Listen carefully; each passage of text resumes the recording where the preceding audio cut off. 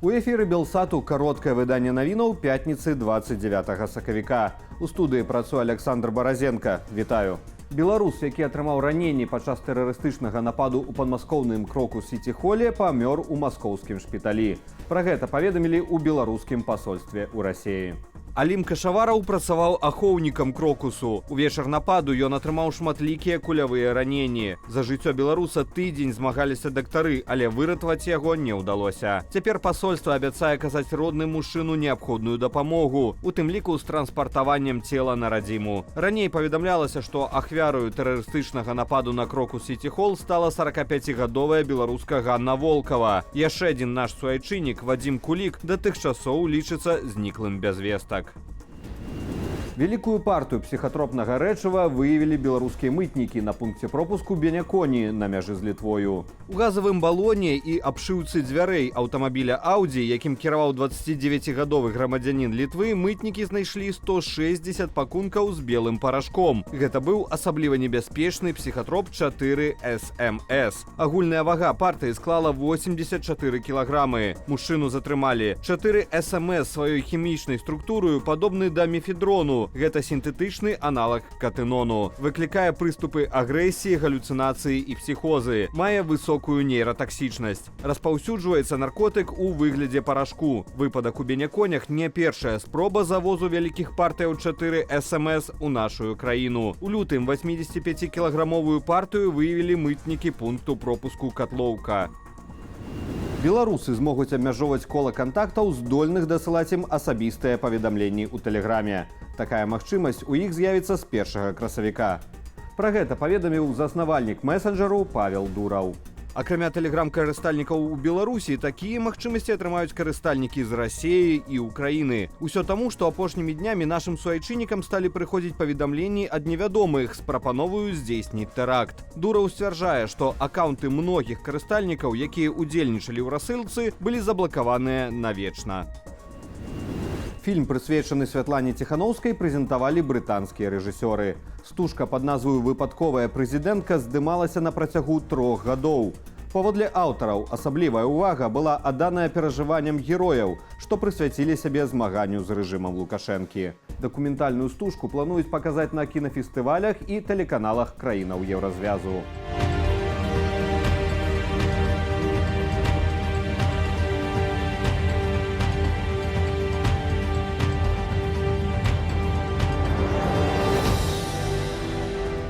99 небяспечных аб'ектаў у небе над Украінаю. У ноч на 29 сакавіка расійская армія ударила па ўкраіне дронамі, крылатымі і балістычнымі ракетамі розных тыпаў.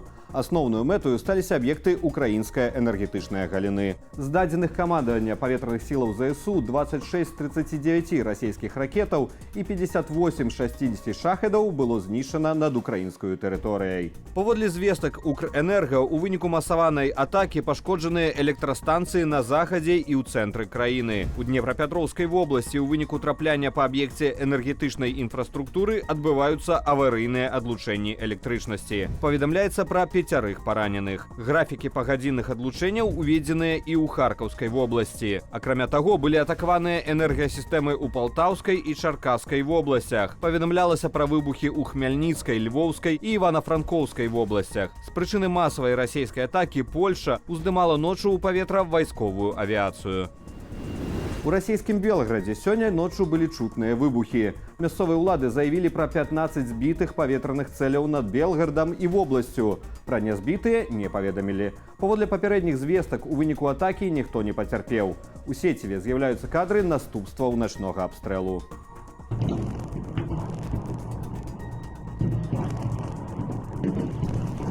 У Белградзе ў выніку паветранай атакі выбітыя вокны ў 37 кватэрах 17 шматкватэрных дамоў. Разбуранае шкленне ў Белгарад-арэне і гімназіі. Акрамя таго, пашкоджаныя 13 аўтамабіляў. Жыхары Белгараду публікуюць фота таго, як хаваюць свае аўты ад абстрэлаў. Як сцвярджае мэр гораду, з пачатку сакавіка ў Белгарадзе пашкоджаныя або цалкам знішчаныя больш за 1200 аўтамабіляў.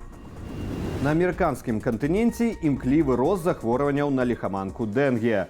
Колькасць выяўленых выпадкаў у параўнанні з леташнюю вырасла ўтрая. Найгоршая сітуацыя ў паўднёвай Амерыцы, Бразіліі, Аргентыне і Парагваі. У Пуэрта-Рыка ўлады абвясцілі рэжым надзвычайнай сітуацыі. Ён будзе трываць мінімум 3 месяцы. У захварэлых назіраецца слабасць, падвышаная тэмпература, ваніты, сып, болі ў цягліцах і суставах. Без своечасовага і належнага лячэння захворванне можа прыводзіць да смяротнага выніку. УАН пацвердзілі больш за 3,5 мільёны сёлетніх выпадкаў ліхаманкі дэнге і больш за 1000 смерцяў па ўсёй Амерыцы. Распаўсюднікі ліхаманкі – інфікаваныя маскіты.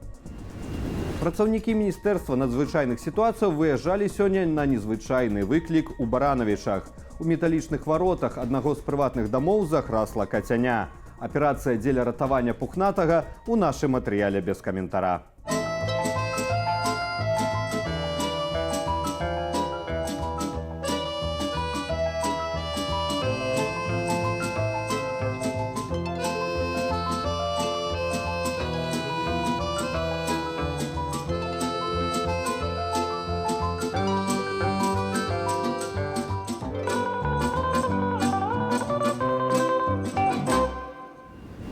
І гэта ўсе навіны ў нашым кароткім выданні.